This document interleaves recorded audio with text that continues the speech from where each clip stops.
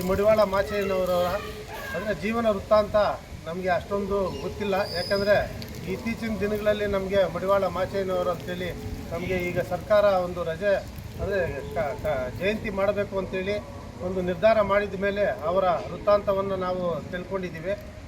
ಏನು ಇವತ್ತು ನಾವು ಈ ಮಡಿವಾಳ ಮಾಚಯ್ಯನವರ ಅಂತೇಳಿ ನಾವು ಯಾಕೆ ಹೇಳ್ತಾ ಇದ್ದೀವಿ ಅಂತಂದರೆ, ಅವರು ಶಿವಶರಣರ ಒಂದು ಮಡಿಯನ್ನು ಬಟ್ಟೆಗಳನ್ನು ಒಗಿತಕ್ಕಂತಹ ಕೆಲಸಗಳನ್ನು ಮಾಡ್ತಕ್ಕಂಥ ನಮ್ಮ ಶರಣರು ಏನು ಶಿವಶರಣರು ಏನಿದ್ದಾರೋ ಅವರ ಒಂದು ಬಟ್ಟೆಗಳನ್ನು ಒಗಿತಕ್ಕಂಥ ಕೆಲಸವನ್ನು ಮಾಡ್ತಾಯಿದ್ರಂತೆ.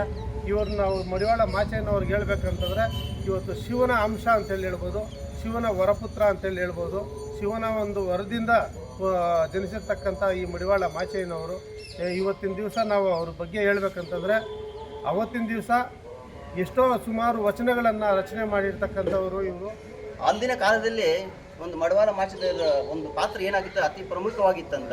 ಏನು ಈ ಕಲ್ಯಾಣ ಮಂಟಪದಲ್ಲಿ ಒಂದು ಸಮಾರಂಭಗಳಾಗ್ತಾ ಇರುವಾಗ ಹೊರ ರಾಜ್ಯಗಳಿಂದ ಬಂದಿರತಕ್ಕಂಥವ್ರಿಗೆ ಅವರನ್ನು ಪರೀಕ್ಷಿಸಿ ಅವ್ರಿಗೆ ಮಡಿಯನ್ನು ಹಾಕಿ ಸ್ವೀಕರಿಸ್ತಾ ಇದ್ರು. ಆ ಒಂದು ವಿಶೇಷವಾಗಿ ಈ ದಿನದಲ್ಲಿ ನಮ್ಮ ಮಿಲಿಟರಿ ಮತ್ತು ಫೋರ್ಸ್ ಏನು ಮಾಡ್ತಾ ಇದೆಯೋ ಆಗ ಈ ಒಂದು ವೃತ್ತಿಯಲ್ಲಿ ಅವರು ವಿಶೇಷವಾಗಿದ್ದರಂತೆ. ಹೊರ ರಾಜ್ಯಗಳಿಂದ ಬರ್ತಕ್ಕಂಥವ್ರನ್ನ ಪರೀಕ್ಷಿಸಿ ಸಮಾರಂಭಗಳಿಗೆ ಆಹ್ವಾನ ಮಾಡ್ತಕ್ಕಂಥ ಒಂದು ಮಡಿಯನ್ನು ಸ್ವಾಗತವನ್ನು ಮಾಡ್ತಾಯಿದ್ರು.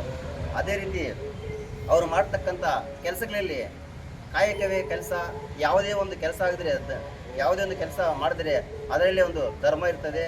ನಾವು ಶ್ರಮಕ್ಕೆ ಗೌರವ ಕೊಟ್ಟರೆ, ನಮ್ಮ ಶ್ರಮಕ್ಕೆ ಜೋ ಕೊಟ್ಟರೆ ಒಂದು ಸಮಾಜಕ್ಕೆ ಗೌರವ ಕೊಡ್ತದೆ ಅಂತ ಹೇಳ್ತಾರೆ. ಶರಣರ ಬಟ್ಟೆಗಳನ್ನು ಅವರು ಅಷ್ಟು ಕಾಯಿಕವಾಗಿ ಅಂದರೆ ಅವರು ವೀರಭದ್ರನ ಅವತಾರ ಅಂತ. ವೀರಭದ್ರ ಅವತಾರ ಅಂದರೆ ಏನು? ಶಿವನ ಅವತಾರ, ಶಿವನ ಆಜ್ಞೆಯಿಂದ ಆ ಥರ ಯತ್ನ ಹುಟ್ಟಿರೋದು. ಅದಕ್ಕೆ ಅಷ್ಟು ಗೌರವಿಸ್ತಂತೆ. ಆಗ ಬೇರೆಯವರು ಅದೇ ಥರನೇ ಒಂದು ಶಿವಶರಣರ ಬಟ್ಟೆಗಳಿಗೆ ಮಾತ್ರ ಬೇರೆಯವರು ಬಟ್ಟೆಗಳು ಒಗಿತಾ ಇದ್ರು ಇಲ್ಲ ಅಂತ. ಅದರಿಂದ ಅವರು ಅಷ್ಟೊಂದು ದೀರ್ಘವಾಗಿ ಆವಾಗ ಎಷ್ಟು ಕಾನೂನಿನ ಪ್ರಕಾರ ಶಿವಶರಣರ ಥರ ಅವರು ನಮ್ಮ ಬಸವಣ್ಣ ಅವರು ಶಿಕ್ಷಣ ಅದೇ ವಚನಗಳನ್ನು ಅವರು ಅನುಸರಿಸುತ್ತಾ ಬೇಕಾದಷ್ಟು ವಚನಗಳು ಬರೆದಿದ್ದಾರೆ. ಅದೇ ಥರ ನಡ್ಕೋಬೇಕಂತ ನಾವು ಎಲ್ಲರಿಗೂ ಒಬ್ಬ ಯೋಧ, ಒಬ್ಬ ಸಂತ ಇಬ್ಬರು ಏಕವಾಗಿರ್ತಕ್ಕಂಥ ಒಬ್ಬ ವ್ಯಕ್ತಿ. ಸಂತರು ಯಾವತ್ತೂ ಯೋಧರಾಗಿರಲ್ಲ, ಯೋಧರು ಯಾವಾಗಲೂ ಸಂತರಾಗಿರಲ್ಲ. ಆದರೆ ಮಡಿವಾಳ ಮಾಚಯ್ಯನವರು ಯೋಧರು ಸಂತರಾಗಿದ್ದಾರೆ, ಬಸವಣ್ಣನ ಥರನೇ ಆಗಿದ್ದಾರೆ. ಬಸವಣ್ಣನ ಮರುರೂಪ ಅಂತಲೇ ಹೇಳ್ಬೋದು. ಇವರು ಹೇಳ್ತಾ ಇರೋ ಏನು ನಮಗೆ ಸಾರಾಂಶವನ್ನು ಹೇಳ್ತಾ ಇದ್ದಾರೆ ಅಂದರೆ, ಶತ್ರುಗಳಿಗೆ ನೀವು ಯೋಧರಾಗಿರಿ, ಮಿತ್ರಗಳಿಗೆ ನೀವು ಸಂತರಾಗಿರಿ.